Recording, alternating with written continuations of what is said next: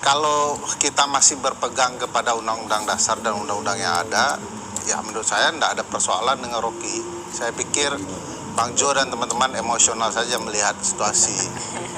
Misalnya di Undang-Undang Dasar pasal 28, kemerdekaan berserikat, berkumpul, menyampaikan pendapat, lisan dan tulisan dilindungi oleh Undang-Undang Dasar. Pembatasannya hanya melalui undang-undang menurut pasal 28J. Ketentuan undang-undang yang digunakan itu sudah klasik. Undang-Undang 1 tahun 46, Indonesia baru merdeka. Itu pun untuk menyesuaikan KUHP dengan kebutuhan Indonesia merdeka. Sekarang sudah Undang-Undang Dasar hasil perubahan. Cakrawalannya berubah. Di Undang-Undang 28 tahun 99 tentang penyelenggaraan negara yang bersih dan bebas KKN, ya, dinyatakan kalau kemudian publik itu berhak, ya, menyampaikan kritik, saran dan pendapat.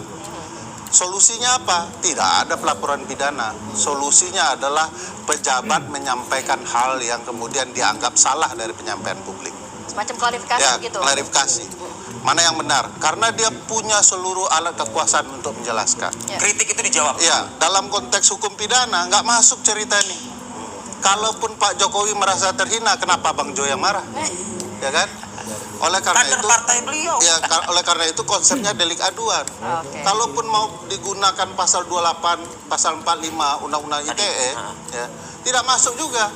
Karena unsurnya adalah hal-hal yang berkaitan dengan SARA. Nah, ini bukan soal SARA. Dia mengkritik presiden. Dalam konteks ilmu hukum tata negara, mengkritik presiden dalam ruang sistem presidensial biasa saja. Berarti ada Biden dihina, Trump dihina, Obama yang terkenal seluruh dunia juga dikritik dan dihina. Dan Pak Presiden juga tidak merespon apa-apa juga. Tidak merespon apa-apa, tidak mempidanakan orang. Masa kepala negara, kepala pemerintah bukan lambang dan simbol negara, di undang-undang tidak ada presiden sebagai lambang dan simbol negara. Kepala negara dan kepala pemerintahan mempidanakan warga negaranya sendiri, ceritanya bagaimana itu? Kalau di dalam sistem kerajaan masihlah ada pasal lese majesté dan segala macamnya, ideologi lese majesté itu masih hidup. Jangan menghina keluarga kerajaan. Nah, dalam konteks presidensial yang mengingkari konsep kerajaan, biasa saja presiden itu bagian dari warga negara yang kemudian terpilih karena warga negara. Bang Ferry, jadi ada atau tidaknya permintaan maaf dari Rocky Gerung ini mental secara hukum begitu ya, Bang ya? Rocky minta maaf kepada publik yang mungkin sedang ribut, tidak kepada presiden karena sesuatu yang dia yakini benar, begitu ya. Bang Jo mungkin punya keyakinan benar lainnya, tetapi ini hal yang dilindungi oleh konstitusi. Benar, ada keyakinan benar lainnya itu, Bang. Kalau konsep mendidik tidak mendidik, problematikanya begini. Ini distandarkan kalau kita orang timur, etik standarnya. Kenapa ke hukum ceritanya? Dua hal yang berseberangan itu. Berarti bukan ke Barreskrim malahnya. Bukan ke Barreskrim, ke MUI atau ke masyarakat adat gitu ya. Dan kalau soal problematika seperti ini dilakukan terus-menerus, nanti yang berujung saling lapor. Bang Jo tidak suka sama Rocky, teman-temannya Rocky nggak suka sama Bang Jo. Lapor gitu ya. Karena masing-masing tidak senang. Jadi konstruksi hukum itu sudah bulat.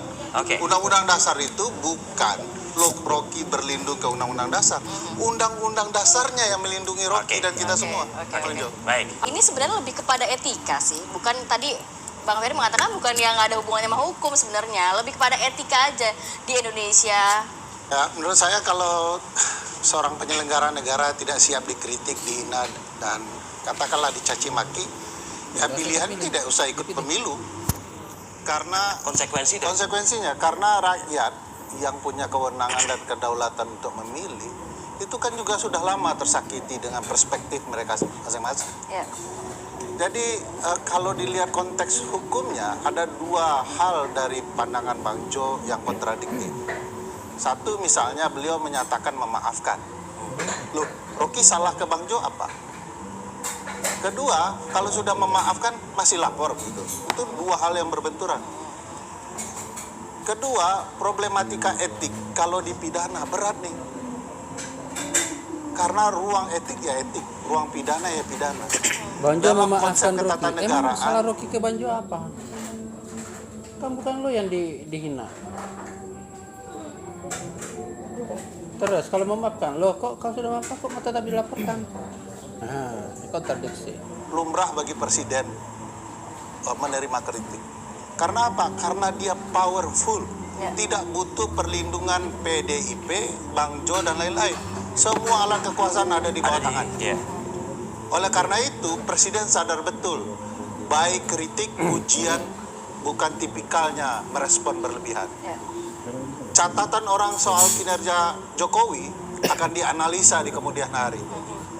Catatan yang paling penting adalah memerintahkan kader atau masyarakat kalau salah menggunakan undang-undang atas dasar kebencian. Hari ini saya bilang Jokowi sontoloyo dan Bang Jo marah lalu lapor saya. Ya. Padahal saya akan memberikan contoh kata-kata yang mungkin bisa bermasalah secara hukum. Contohnya itu.